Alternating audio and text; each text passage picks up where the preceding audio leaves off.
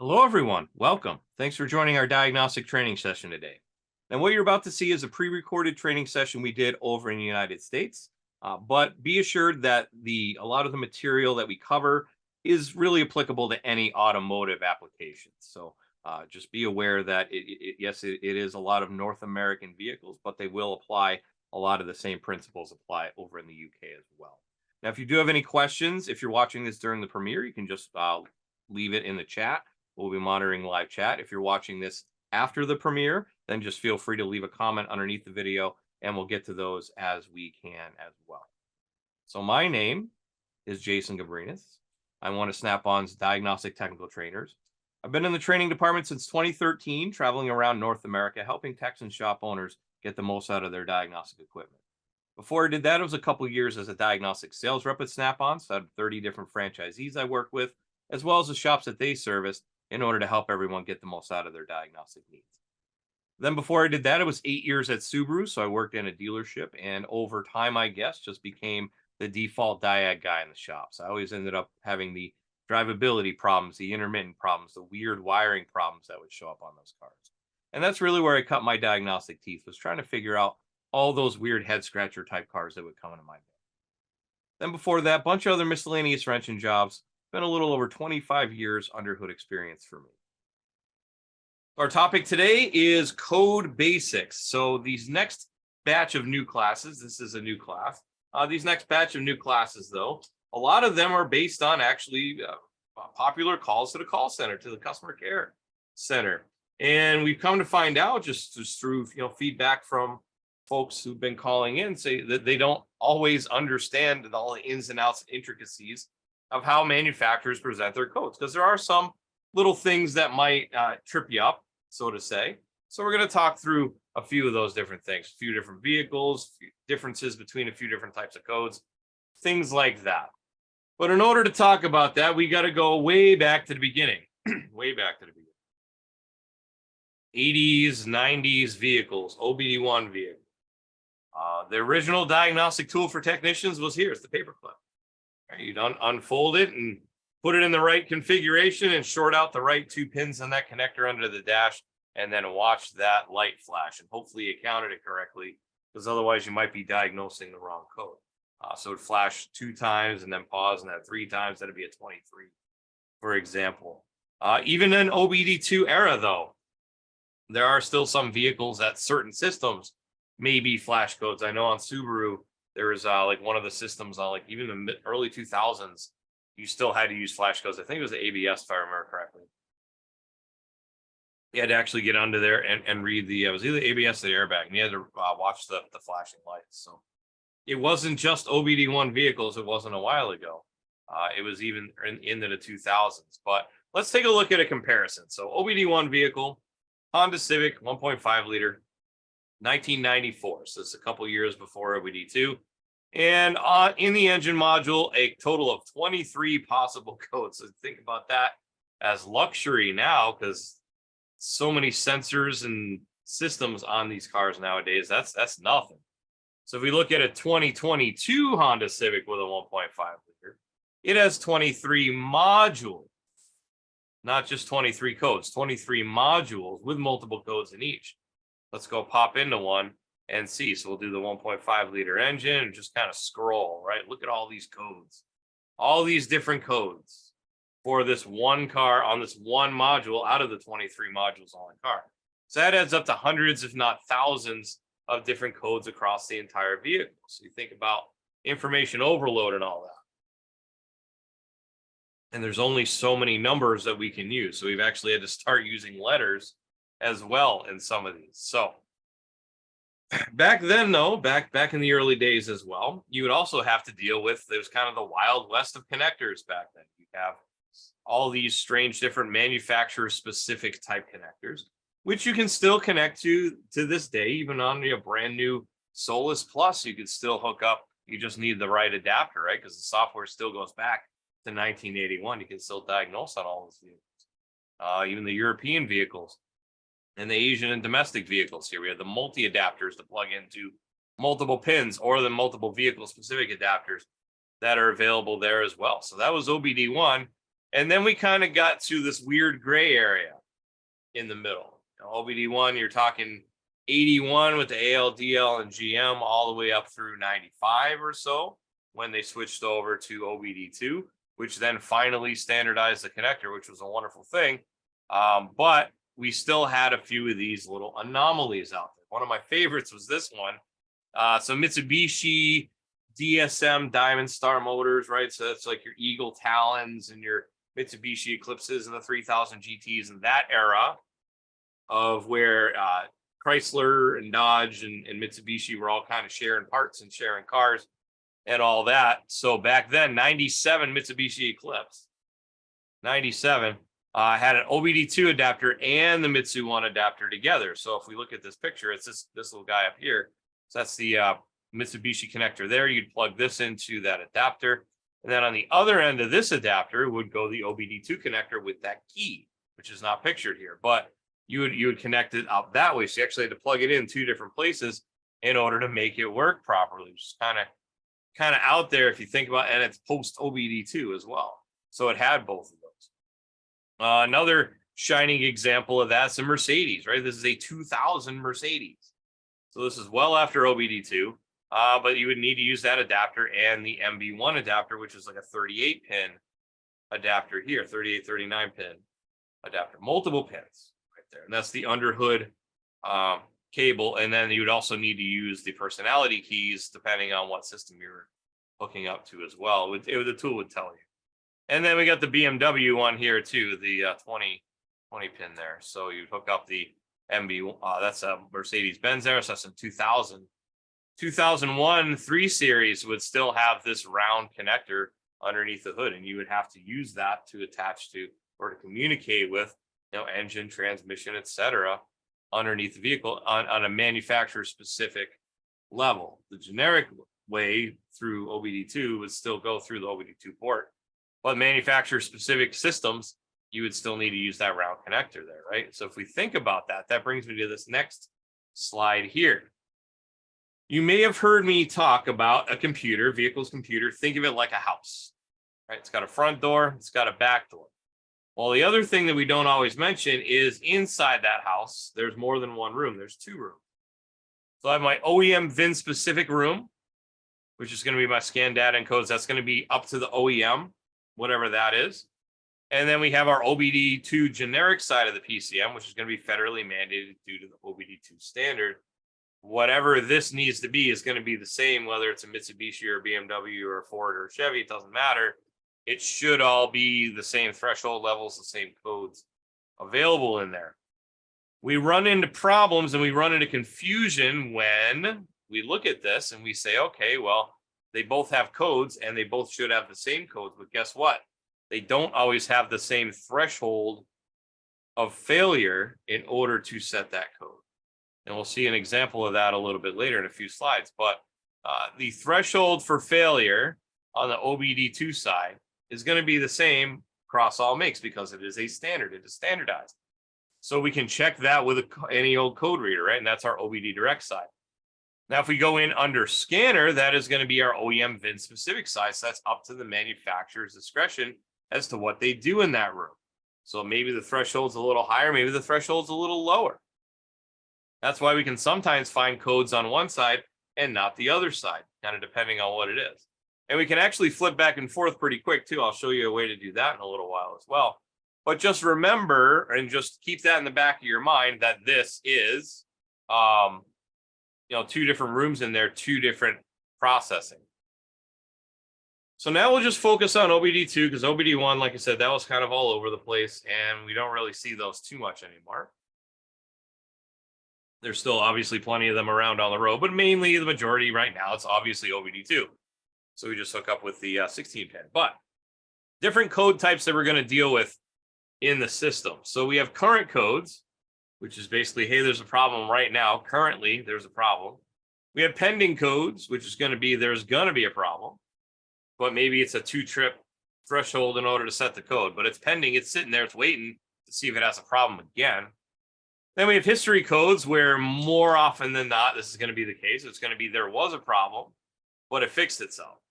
I find very commonly, if you do a full vehicle scan on a lot of different cars, many cars, you'll find low battery voltage in history all the time. It's like the battery goes a little low overnight. It's a little too low for the system to like it. It says, hey, there is this problem, but as soon as you turn the car on, it goes away. So that'd be a history code. It happened before, but it's okay now, but it'll stay there till you clear it. And then we have permanent codes. Permanent codes, there's a little bit of confusion on. And we'll talk a little bit more in detail later. But that's basically, there was a code, but the test hasn't passed yet. This can be your friend. The permanent codes can be your friend when it came from another shop. Somebody else already worked on it and they cleared the codes. They can clear the codes in the computer, but they can't clear the permanent codes. Those have to be, they have to run whatever test needs to be run to pass it. And until it does, you can't clear it anyways. The computer has to. So those are 4 different types of codes. Then our code designations for OBD2. So we have our P codes, which are the more common ones, right? That's powertrain, engine, transmission. B codes for body, C codes for chassis, and U codes, which stands for UART, which is a communication protocol. We'll discuss that in a second. Now, the other nice thing about OBD2 being a standard is they've standardized the code numbers to mean the same thing, depending, even across different manufacturers is going to be the same thing. And they're categorized. So even if I don't have a description for some reason, I can still take a educated guess as to where this component is, where this problem is. So P00, 01, 02 are going to be under fuel and air metering. P03, whatever. So like a P0300, 301, 308, whatever. It's going to be ignition system or misfire. Also note that like cam and crank sensors fall under this P03 heading. So that is ignition system controls. Going to control the ignition timing. P04, auxiliary emission controls like EVAP. P05's vehicle speed, idle control. So throttle body codes live in there as well.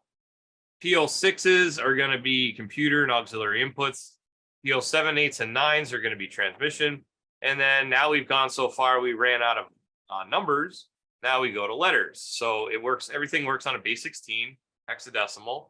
So we have 0 through F, actually. So we haven't gotten to F yet, but P0, A, B, C, D, and E. When you see these higher numbers, the A, B, C's, and D's, you're generally dealing with maybe hybrids, electric, or other types of systems on a vehicle. So those show up most often when it's like battery codes for high voltage battery, DC to DC converters, and things like that's going to be those types of codes. Now, once again, manufacturers can also have their own specific codes, so they'll preface it with a 2 or maybe even a 3, but it'll be roughly the same categories. So instead of a P02 or a 01, it'll be a P20 or 21. So 20, 21, and 22 are going to be fuel, air, and auxiliary emissions. 2 3s are going to be ignition system or misfire. 2 4s are auxiliary emission controls. 2 5s auxiliary inputs. 2 6s computer and aux inputs. 7, 8, and 9 transmission. A and B are going to be powertrain control, and we found a 3 4, which is for cylinder deactivation system on those systems. So you can still run. You can pull the code even if you don't have a clear definition. You can at least understand where it falls in the grand scheme of things under the vehicle, and just so many possible problems that can happen. That's why we have so many possible codes to be available. B codes, body, of course, could apply to multiple systems. So like PCM for sure, HVAC, SRS, audio and entertainment, ADAS for sure, seats, doors, windows, anything body related, connected to the body, that sort of thing is going to fall under a B code usually. C codes for chassis, so things like ABS brakes, traction control, vehicle dynamic control, suspension control, right? Air suspension or electronically controlled suspension. Those are going to have codes with them as well, and those will also be under the C codes. And then we get to U codes. U codes stand for UART. So UART stands for Universal Asynchronous Receiver Transmitter. It's just a generalized hardware communications protocol. It's a way of describing a communication network. Applies to most systems and ECUs. If you have a CAN bus problem, if you have some sort of a network issue on the vehicle, it's going to identify communication issues on the network on the vehicle. It's going to throw a U whatever. Trouble with U codes sometimes is they're not always all that descriptive, and sometimes they're not even all that helpful. The nice time is when, 5 modules are all calling out this one module, no communication. That's at least leads you down the right path as to where it is. But sometimes it can be multiple modules with no rhyme or reason in there, and you just kind of have to. I think it's a little bit easier sometimes, instead of using the codes, or at least use it as a starting point, just check it with a scope and make life a lot easier. And then in the later years, more recently, we've started to come up with detail codes or subcodes. Not every manufacturer uses these. Detail codes, subcodes, or symptom codes, I've seen it called as well. It's going to give you more details what's going on. So it's going to tell the tech whether the circuit is short, open, or any other details that might be pertinent to that. So example, here's one off of 2021 F150. Here's just a code list, and these have detail codes. So you see we have the same code here, the same base code, B11D9 and B11D9. Subcode 16 is going to be vehicle battery circuit voltage below threshold. Subcode 17 is going to be circuit voltage above threshold. Come down here, same thing. C06A1s, 1, 2, 3, 4, 5 different ones. And we have subcode 11, 12, 13, 77, and 92. So 11 means circuit short to ground. 12 means circuit short to battery. 13 means open circuit. 77 means commanded position not reachable. And then these are all for the wheel hub disconnect mode. So knowing this, and they're all different pinpoint tests you'll see over there too, depending on what it is. So that's very helpful. If I have a detail code and it's saying short to power, then I know where I need to look. Power's too much. Short to ground, I know I need to look on the ground side. Open circuit, I know I need to look for an open circuit. So very helpful in trying to discern where I need to start and where I need to look first. So those are our standard PBC codes, what have you. There's also other codes that you might find out there from other manufacturers. One example is hex codes. So it uses what we call a hexadecimal format. So that's numbers 0 through 9 and then A through F. So for example, 29CD, or you might see it as 0x29CD. That is a misfire on a BMW. That's just one example. There's multiples of these out there as well. Or you might find manufacturer type codes. So this is on Volkswagen Jetta. You see we got 16645, which is also P0261.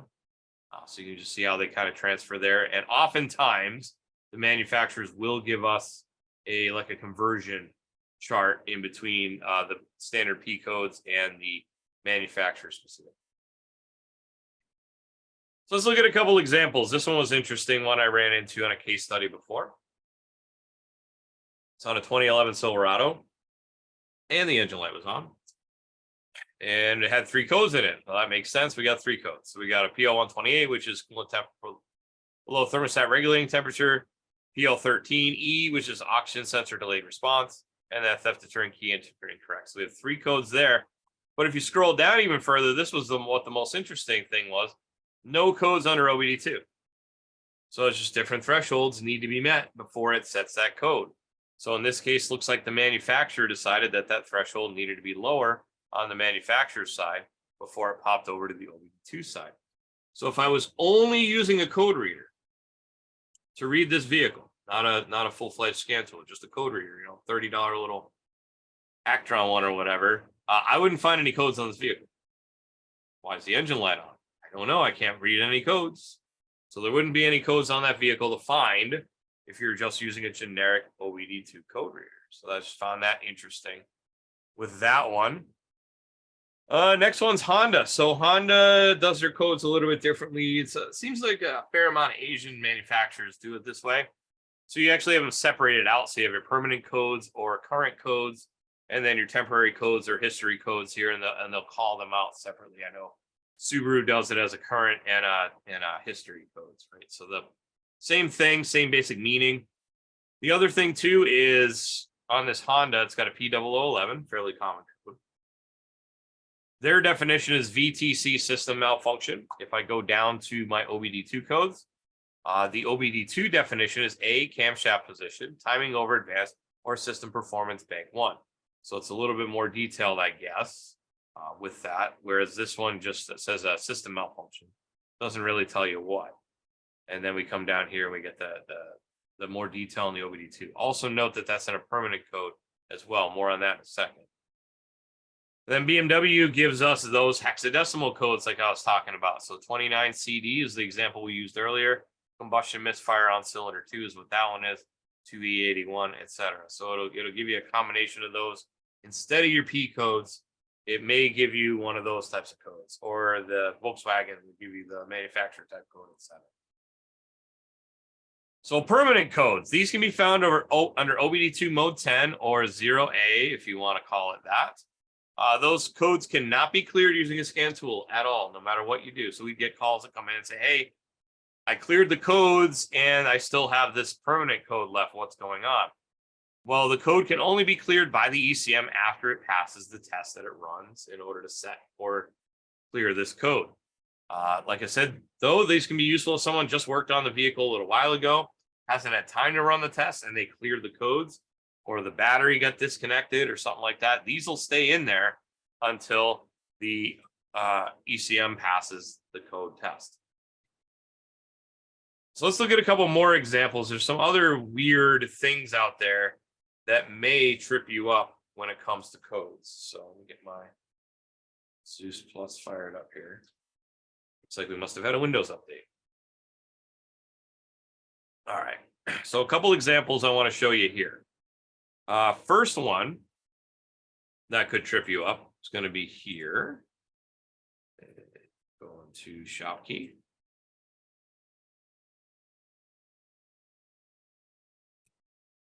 So one that you'll find, it's not on every manufacturer, but it's definitely on Ford's, is going to be a P1000 code.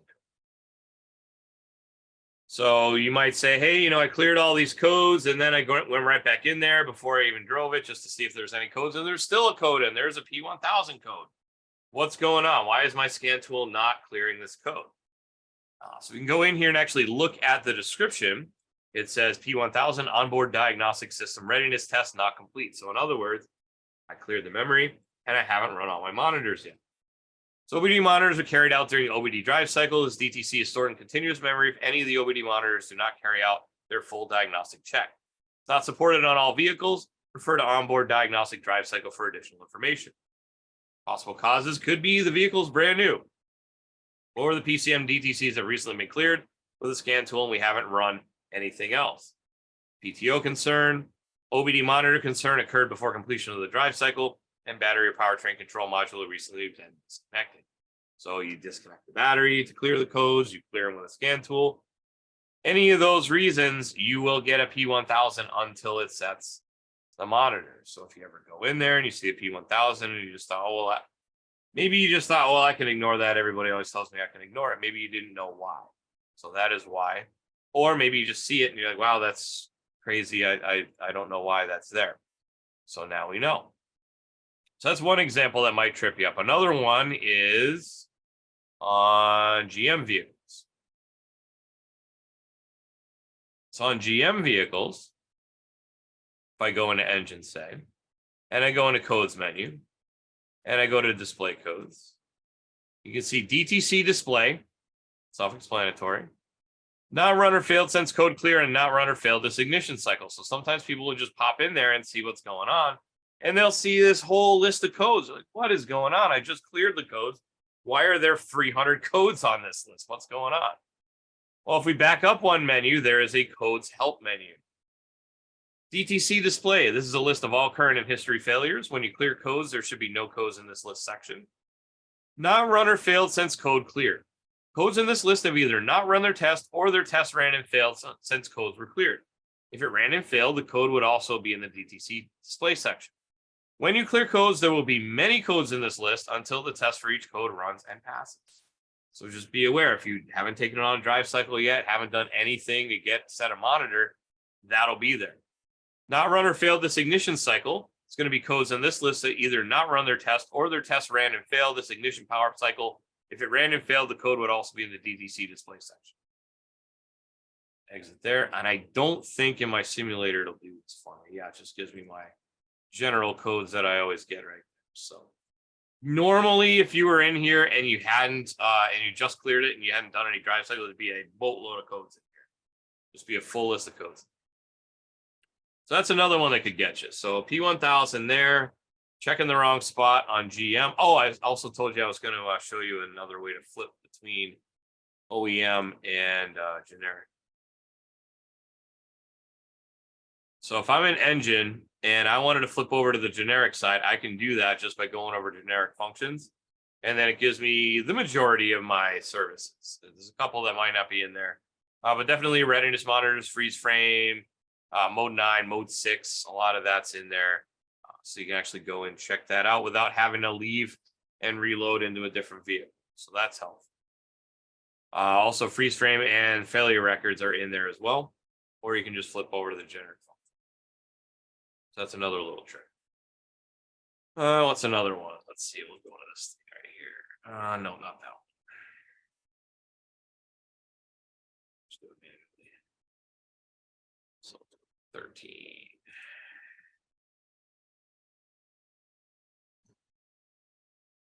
BMW.